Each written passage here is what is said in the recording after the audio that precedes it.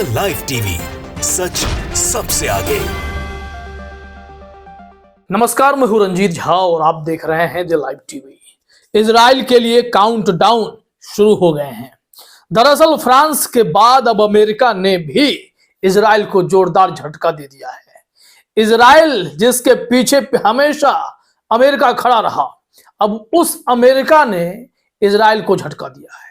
दरअसल इजराइल के मंत्री ने अपने करतूत से अपने चहेते दोस्त को भी निराश कर दिया है। इजराइल के मंत्री ने बयान दिया था कि फिलिस्तीनियों को हम कहीं और विस्थापित कर देंगे, यानी जो गजा के नागरिक हैं उन्हें फिलिस्तीन से बाहर कर देंगे। इस पर अमेरिका ने कहा है कि यह बिल्कुल ही गैर जिम्मेदाराना बयान है। फिलिस्तीनियों के लिए गाजा है, गाजा के लिए फिलिस्तीन है। गाजा फिलिस्तीन की भूमि है और नागरिक वहीं रहेंगे, कहीं नहीं जाएंगे। जंग हमास से हो रही थी ना, लेकिन इजराइल के मंत्री ने यह साफ कर दिया है कि उन्हें हमास से जंग नहीं लड़नी है, उन्हें फिलिस्तीनियों को ही साफ कर देना है, गजा के नागरिकों को ही मार देना है। इस जिद पर वो अड़े हुए हैं। उनकी मंशा जग जाहिर हो चुकी है। फिलिस्तीनियों से नफरत करते हैं ये। अब अमेरिका इनके मंसूबे को समझ रहा है और इस वक्त अमेरिका के तरफ से जोरदार फटकार इजराइल को पड़ गई है। जरा ट्वीट देखिए, वाजिद खान ने लिखा है तस्वीर साझा करते हुए। ये हैं अमेरिकी विदेश विभाग के प्रवक्ता मैथ्यू मिलर। इन्होंने, वाजिद खान ने लिखा है, गाजा फिलिस्तीनी भूमि है और रहेगी। अमेरिकी विदेश विभाग के प्रवक्ता। इजरायली मंत्रियों द्वारा फिलिस्तीनियों को गाजा छोड़ने के दिए गए बयान की अमेरिका ने निंदा की है। इस संबंध में अमेरिकी विदेश विभाग के प्रवक्ता मैथ्यू मिलर ने कहा है कि अमेरिका इजरायली मंत्रियों के बयान की कड़ी निंदा करता है। और इजराइल की हालत देखिए और इनका तेवर गुरूर देखिए। इन्होंने अमेरिका को भी चेतावनी दे दी कि हम आपके ध्वज पर महज एक सितारा नहीं है, हमें जो मन में आएगा वो हम करेंगे। हम नहीं मानते अंतरराष्ट्रीय नियमों को। हमें फिलिस्तीनियों से नफरत है, फिलिस्तीनियों से ये इस तरीके के बदला लेंगे। अब इसको लेकर अमेरिका ने भी मोर्चा खोल दिया है। पूरी रिपोर्ट हम दिखाते हैं। अमर उजाला पर इसको लेकर रिपोर्ट प्रकाशित की गई है कि इजरायलियों की प्लानिंग क्या है, ये करना क्या चाहते हैं। अमेरिका भी हैरान है। फ्रांस ने तो पहले ही कह दिया था कि आप जो हरकत कर रहे हैं ये सरासर गलत है और गजा के निवासियों को अगर आप फिलिस्तीन से बाहर ले जाना चाहते हैं, डिस्प्लेसमेंट करना चाहते हैं, तो माफ कीजिए, फ्रांस आपके साथ खड़ा नहीं है। मैक्रोन साहब ने तो पहले भी कहा था कि यह कतई हम नहीं बर्दाश्त करेंगे कि या हमास से लड़ने की बजाय निर्दोष की हत्या कर दें, वहां के सिविलियंस को मारें। 25-25 हजार गजा के लोगों को, जिसमें से अधिकांश बच्चे औरतें बूढ़े थे, उन्हें मार गिराया है इजरायलियों ने। तो ऐसे में दुनिया के किस देश को तकलीफ नहीं होगी जहां पर मानवता का ही कत्ल कर दिया जाएगा। बात अमेरिका की चली है तो जरा देखिए, अपने स्क्रीन पर हेडलाइन दिखाता हूं। यहां लिखा हुआ, यूएस फिलिस्तीनियों को गाजा के बाहर बसाने के इजरायली मंत्री के बयान का अमेरिका ने किया विरोध, दी ये नसीहत। रिपोर्ट भी देखिए, रिपोर्ट में भी सिर्फ और सिर्फ कड़ी फटकार पड़ी है। अगर अमेरिका एक्शन लेने के मूड में आए तो बात बने। यहां लिखा गया है, संयुक्त राज्य अमेरिका ने फिलिस्तीनियों को गाजा के बाहर पुनर्स्थापित कराने के इजरायली मंत्रियों को बयान को भड़काऊ और गैर जिम्मेदाराना बताते हुए खारिज कर दिया है।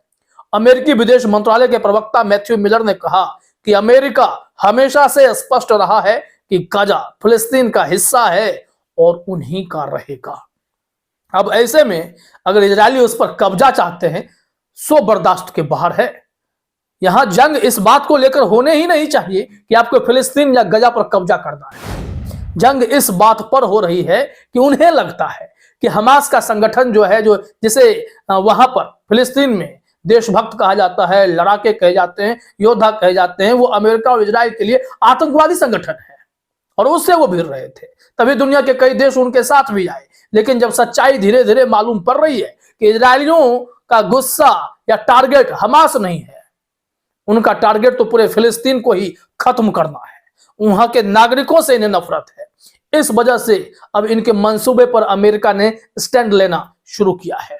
जरा देखिए यहां पर क्या जानकारी है। मैथ्यू मिलर ने अपने बयान में कहा, अमेरिका ने इजरायली मंत्री बेजालेल स्मोट्रिच, इतामार बेन गुवीर के फिलिस्तीनियों को गाजा के बाहर पुनर्स्थापित करने के बयान को भड़काऊ और गैर जिम्मेदाराना बताया है। हमने उनके इस बयान को खारिज कर दिया है। मिलर ने कहा, हम स्पष्ट हैं कि गाजा फिलिस्तीन की जमीन है और हमेशा फिलिस्तीन का ही रहेगा। ऐसे में अब इजरायलियों को जोरदार झटका लगना तय है, क्योंकि जब अमेरिका ने इस वक्त यह साफ किया है कि हम कतई नहीं चाहेंगे कि गाजा के नागरिकों का अहित हो, फिलिस्तीनियों को फिलिस्तीन से बाहर कर दिया जाए, गाजा के लोगों को फिलिस्तीन से बाहर कर दिया जाए, और इजरायल ऐसा करना चाहता है तो उनके इस मंसूबे पर हम ब्रेक लगा देंगे। यहां लिखा गया है कि उन्होंने कहा कि अमेरिका एक ऐसा भविष्य चाहता है जिसमें कभी भी इजरायल पर कोई आतंकी हमला ना हो और हमास का गाजा पर कोई अधिकार नहीं होगा।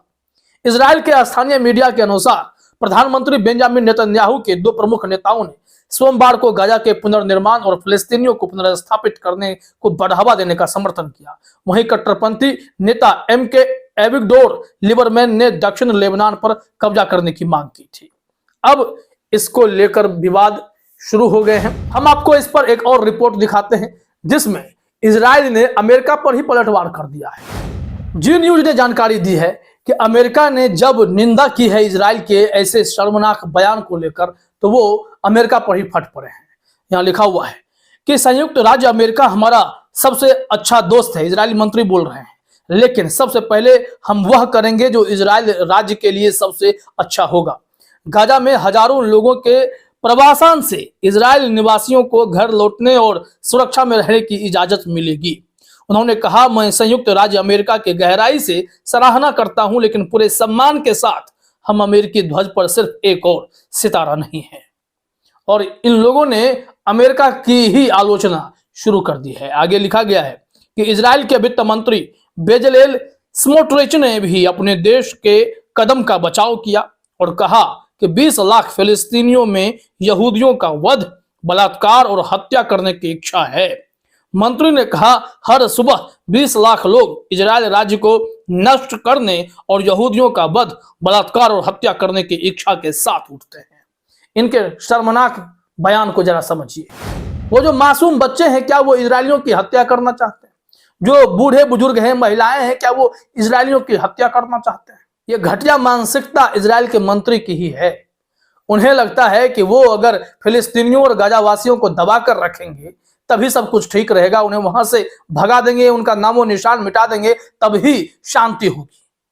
क्या जिंदगी आम नागरिकों की ऐसी है कि वो सोकर उठते हैं और युद्ध के बारे में सोचते हैं? इतने घटिया बयान ये लोग लाते कहां से हैं? अब इनकी इस स्थिति से यह साफ हो गया है कि ये फिलिस्तीनियों के खिलाफ जंग लड़ रहे हैं। ये पूरे कौम से ही नफरत करने लगे। जरा देखिए, यहां पर जी न्यूज ने लिखा भी है, इजरायली मंत्री के बातों से साफ होता है कि उनकी जंग हमास के खिलाफ न होकर सभी फिलिस्तीनियों के खिलाफ है।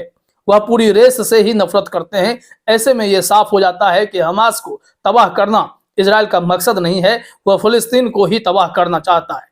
यही वजह है कि गाजा के नागरिकों के खिलाफ व्हाइट फास्फोरस बम और डम बमों का इस्तेमाल किया जाता है और बिना सिविलियंस की जान के फिक्र किए बिना मिसाइलें दागी जाती हैं। बता दें, डम बम वह बम होते हैं जिनका टारगेट सटीक नहीं होता।